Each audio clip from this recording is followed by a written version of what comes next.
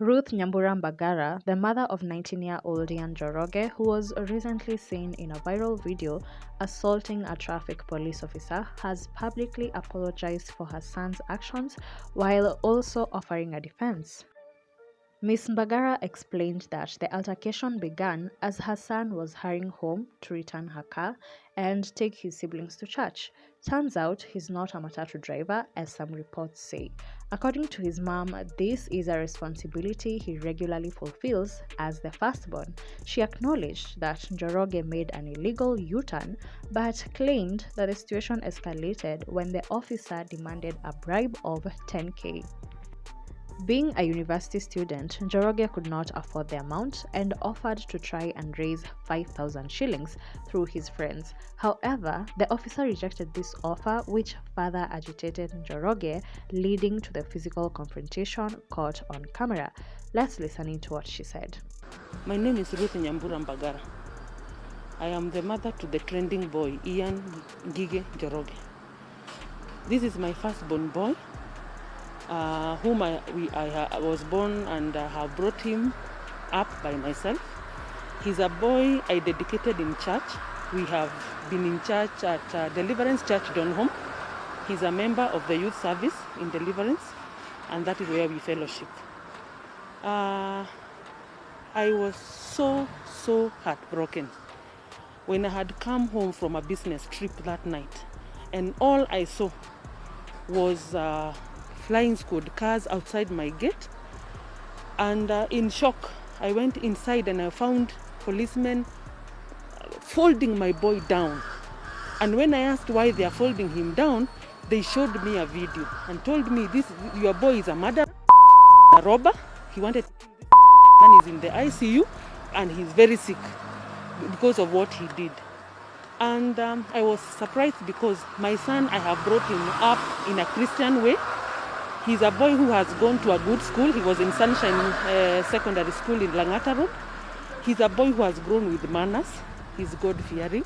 He is obedient, very polite at home, very polite. I've never seen him agitated. So I am actually even not able to tell whether it's something must have happened to that boy. I asked him why. He told me, one,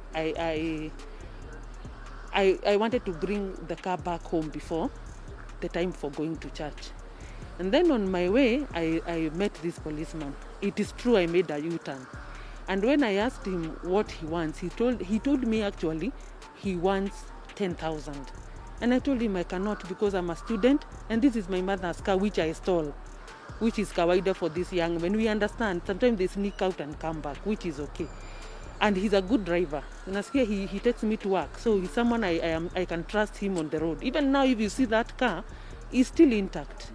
So it's a car I use for work, myself. So he told me he was asked for 10,000, which he didn't have. And he said he's going to call his friends so that they can changa for him. He told the police he can raise 5. And he refused even that 5. So when he was around there, some matatu guys came. And they're the ones who kind of told the police, "You give this kijana the key to his car." And because he had really tried to plead with the policeman, because he didn't want time ya church ifike kabla hajakuja home ndiye apeleke his sister to church. So he was looking at time and what the policeman is doing. So he became agitated. I'm thinking so. So that is what I can say. But my boy is not that is the car I use. I cannot have a sword in my car. I cannot have a sword.